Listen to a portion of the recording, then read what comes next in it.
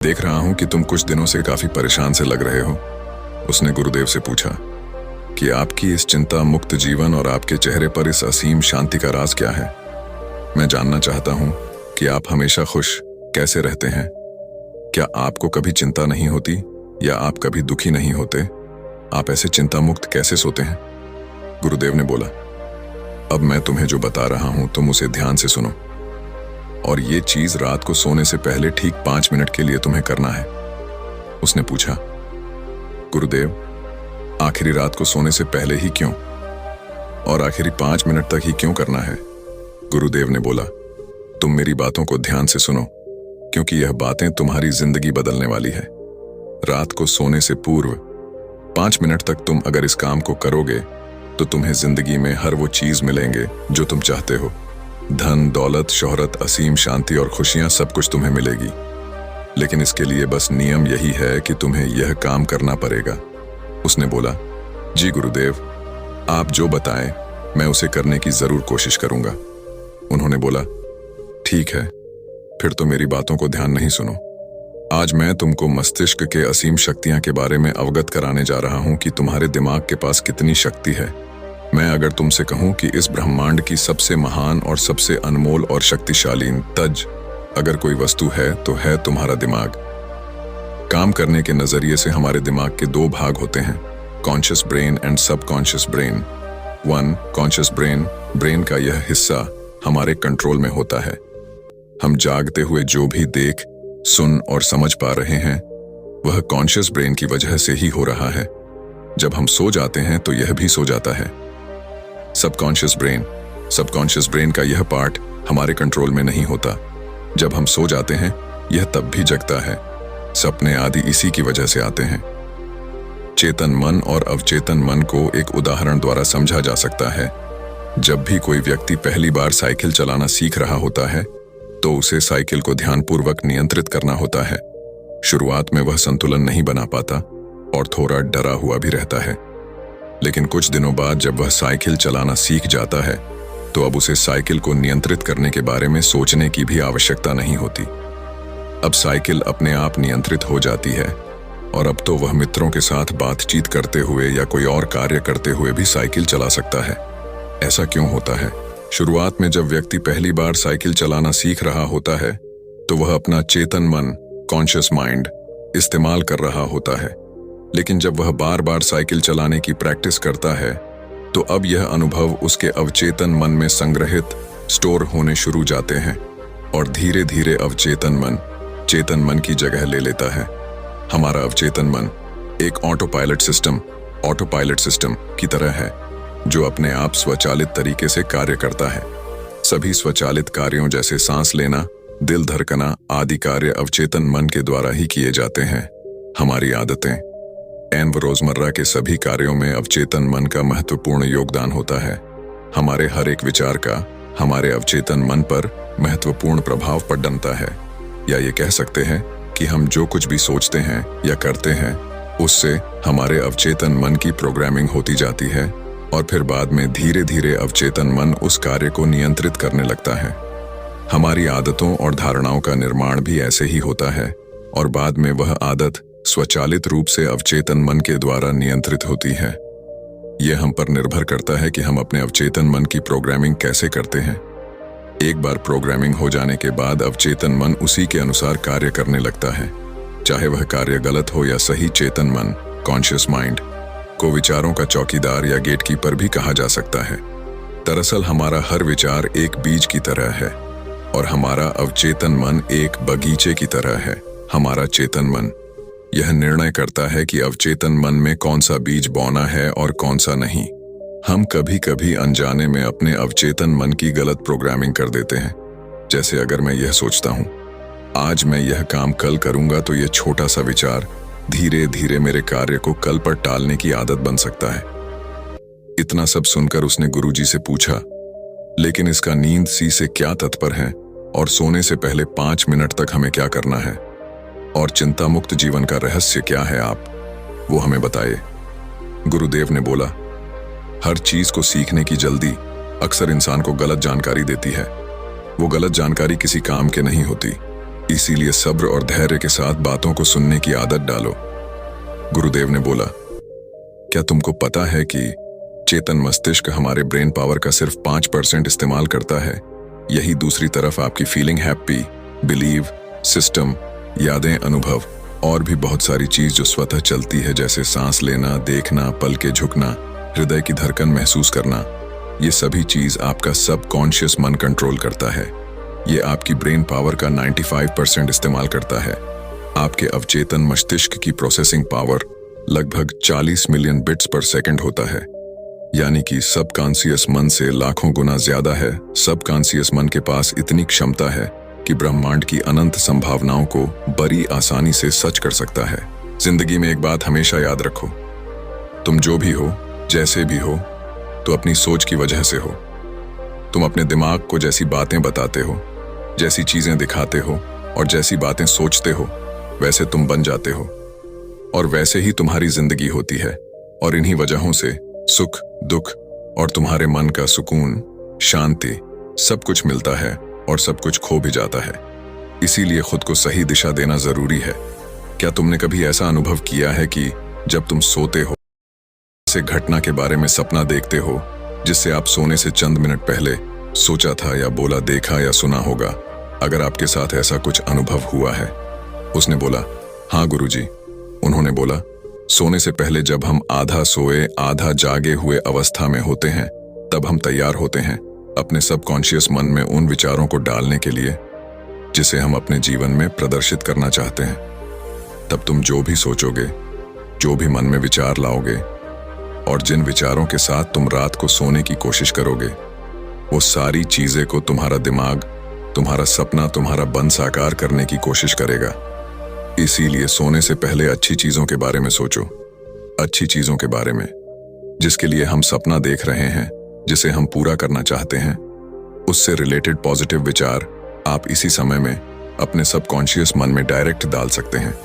इसके लिए 2 तरीके हैं। सबसे पहले तरीका है, तुम सोने से पहले सिर्फ इन चीजों के बारे में सोचो जो तुम्हें सुकून दे, जो शांति दे, जिससे तुम्हारा मन हल्का हो। आंख बंद करके तुम ये सोचो, आज का पूरा दिन बिताकर मैं हमेशा की तरह ये आज के आखिरी 10 मिनट खुद को दे रहा हूं। मैं सबसे पहले उनको माफ करता हूं जिन्होंने आज मुझ पर गुस्सा किया। मैं उन सबको माफ करता हूं जो बदल गए। मैं उन सब उम्मीदों को खुद से अलग करता हूं जो किसी और इंसान पर टिकी है। मैं पास्ट की पुरानी सभी बुरी आदतों को छोड़ता हूं। इस दुनिया में हर कोई इंसान ही है और इंसानों से गलतियां हो जाती हैं, इसलिए मुझसे भी गलतियां हो जाती है। गलती होना एकदम नेचुरल है। मेरे पास आज जो कुछ भी है वह काफी है। मैं हर दिन खुद के और करीब आता जा रहा। जंगल में एक नवयुवक महात्मा से मिलने आया। वो काफी दुखी था और रो रहा था। महात्मा उस नवयुवक को समझाते हैं कि तुम जीवन में चिंता ना लो, जो कुछ भी हुआ सब अच्छे के लिए हुआ। नवयुवक गुस्से में कहता है, आप कैसी बातें कर रहे हैं? मेरा सब कुछ लूट गया। लुटेरों ने मेरी हर एक चीज लूट ली और अब मेरे पास घर जाने के लिए कुछ भी नहीं बचा। ये मेरे साथ अच्छा कैसे हुआ? ये मेरे साथ बहुत बुरा हुआ है और यह बुरा ही है। आप इसे भला कैसे कह सकते हैं कि मेरे साथ अच्छा हुआ है? दरअसल वो युवक जंगल में भ्रमण के लिए निकला था। जंगल में घूम रहा था, लेकिन लुटेरों ने उसका सामान छीन लिया और उसे निहत्था छोड़ दिया। महात्मा कहते हैं, मैं तुम्हें इस बात की कहानी की मदद से समझता हूं। आओ, इस कहानी को तुम ध्यान से सुनो, क्योंकि ये कहानी आपकी जिंदगी बदलने वाली है। नमस्कार दोस्तों, डे इंस्पायर्ड यूट्यूब चैनल में आपका दिल से स्वागत है। महात्मा ने उस नौजवान से कहा, एक समय की बात है, एक बार एक गांव में भयंकर बाढ़ आई। इतनी तेज बाढ़ कि सब कुछ बह गया। उसी गांव में एक किसान का बहुत गरीब परिवार रहता था, जिनके पास खाने को कुछ न था। उसके पास थोड़े बहुत अनाज की वस्तुएं थीं, लेकिन बाढ़ में उस सब बर्बाद हो गई और जो कुछ बचा था सब नष्ट हो गया। उस किसान का एक लड़का था। लड़के ने कहा, कोई बात नहीं है, पिताजी बह गया तो बह जाने दो, जो हुआ अच्छा हुआ। किसान को बहुत गुस्सा आया। कहा, तू कैसी पागलों जैसी बातें कर रहा है? मेरा सब कुछ छिन गया। यहाँ पे खाने को मेरे पास अनाज नहीं है और रहने को जो भी हमारे घर था वो बाढ़ में बह गया। इसमें अच्छा क्या है? ये सब कुछ बहुत बुरा हुआ है। किसान को बहुत गुस्सा आया। और उसने लड़के को घर से भगा दिया और बोला, तू यहां से चला जा, तू यहां रहने लायक नहीं है। लड़का रोते हुए वहां से चला गया। लेकिन शाम हो गई और लड़का अभी तक घर नहीं आया।